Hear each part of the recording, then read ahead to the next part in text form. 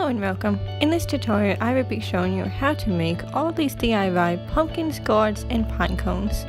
You can arrange these as a centerpiece like I've done here, put them on shelves, or even put them in a bowl. So first off, I just got this big basket of things from the Christmas tree shop for only $5. I also showed this in one of my craft tours, and I know Christmas tree shop is not all over, so you can definitely check your dollar stores and Walmarts and stuff, but I just found this good deal for everything I needed in one little bag. You can definitely buy them separately, but basically what I would be using is the different styles of pumpkins, pine cones, gourds that I'm just going to use. I don't typically decorate with gourds, but since they're in here I figured I'd just use them instead of letting them go to waste. But if you have to buy everything separately and you just want to do pumpkins and pine cones, that's perfectly fine. Everything that I use, even if I show you a style on, say, the pine cones, you can still do them on the pumpkins and vice versa. So this is just my little grab bag of fall things I'm going to be decorating. First I will be showing you how I made this snowy pine cone, and I just love the way that it turned out. So you are going to need just a plain pine cone first. You can use real or fake. These are just fake. I got this tulip fabric spray paint that is made to look like snow. Let's get something to protect your surface. I'm just using these pieces of paper. Don't worry though, I'm not wasting paper. These were already garbage pieces of paper. Shaking up the spray, and now I'm just going to give it a few squirts.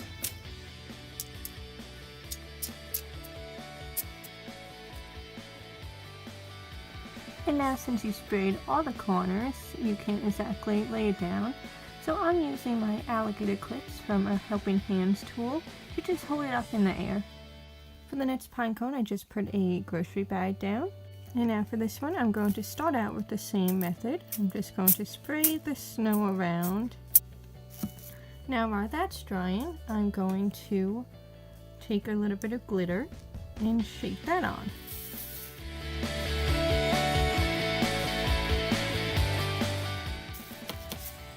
And now we will put that one up to dry. And now the finer pine cone design that I have, I'm going to take some Mod Podge and a foam brush, and I'm just going to brush it on. Now once you have a pretty decent coating, once again take your glitter and just sprinkle that on. The Mod Podge would dry clear, and then you would just have a glittery pine cone.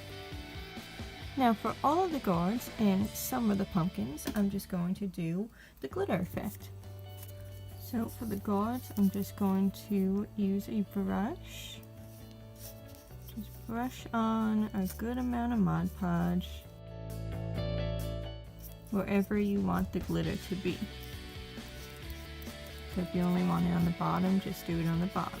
If you want it all over, then brush it on all over. And now I'm going to go in with the red glitter this time and just get all up in there. Be sure to do this over something to catch all the glitter so you can put it back in your container afterwards.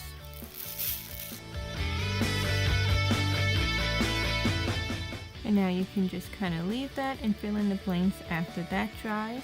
Now that the gourd and the two pine cones are dry with the glitter, I'm going to hit it with a little bit of Mod Podge spray just to seal in the glitter so none comes out.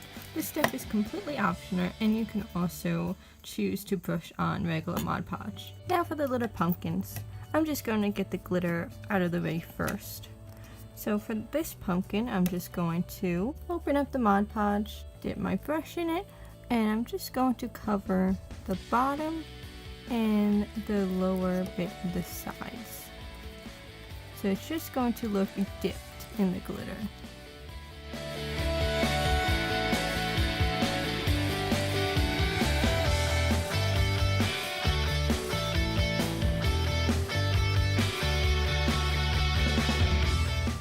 To start with, I'm just going to dab it in the glitter that's left over from the gourd here. Just try to pick up as much as I can of that before I get new glitter.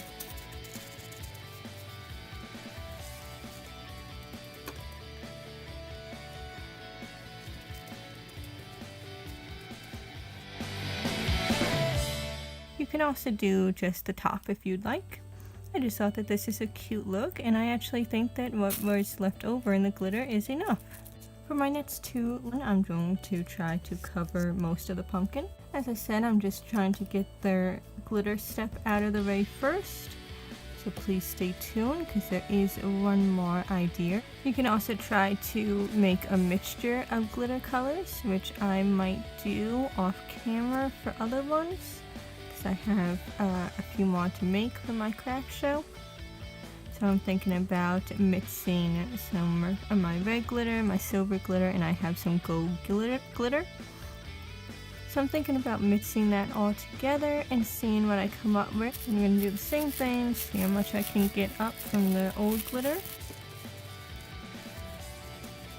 You can also do like an ombre effect, so you can just cover the bottom with the red here, and then like if you have a pink or an orange, you can cover that on the top after the red dries. Because the glitter will only cover where you have fresh Mod Podge. The rest you can just tap off after. So I got the sides and the bottom mostly covered. I'm just going to sprinkle a little bit on top. I'm going to try to pick up some from the bag and just sprinkle that. Trying not to be wasteful here. Now a few of these after it dries, you might need to go back in, add a little more Mod Podge in places that you might have missed, and then add some a little more glitter. You can go back however many times you'd like. Excuse the glittery mess in the background here. I just did a few more pumpkins and I'm letting those dry. For the finer pumpkin design, I'm going to take some Tulip Glow in the Dark fabric paint. I have green here, but they have a whole line of glow colors. And you can really let loose and do any sort of design with this, but for this one I'm just going to do a sort of drip design. So it's going to look like slime almost.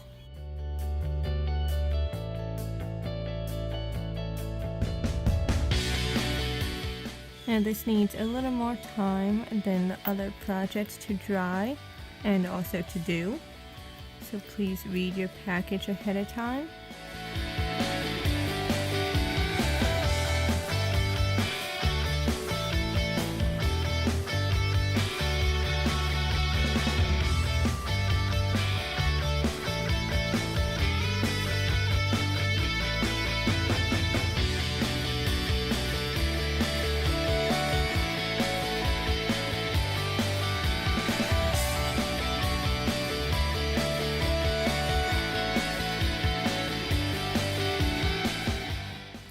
That's going to be the extent of this one for me. I also do this on larger pumpkins. Like this is a larger foam pumpkin that I did a jack-o'-lantern face with Sharpie, and then I just outlined it with the glow-in-the-dark paint.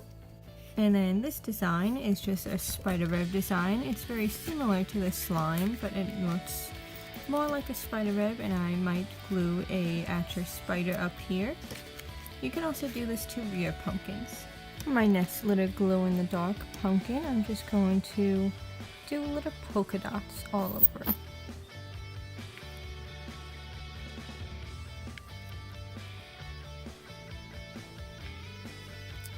I actually changed my mind and I'm going for a cute little basic smiley face for this one. I'm going to try to add some eyebrows.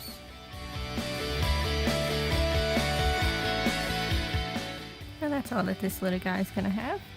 Now for this one, I'm going to try to do shapes all around, almost like a sugar skull.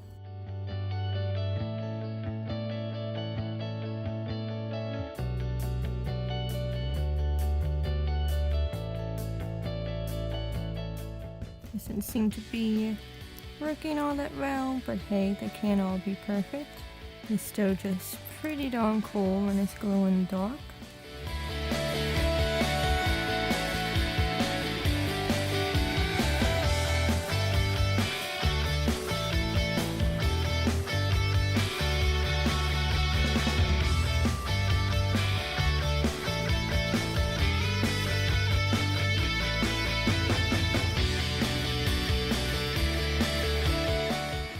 all my 4 DIY room decor ideas for now.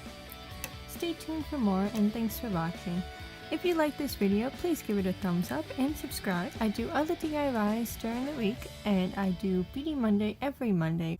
I also do subscription bots and hauls, and Eco Atsume videos. Coming up soon, I will also have a tea review / coffee, hot cocoa, how I take it in a healthy and delicious way for not that much money. Once again, thanks for watching.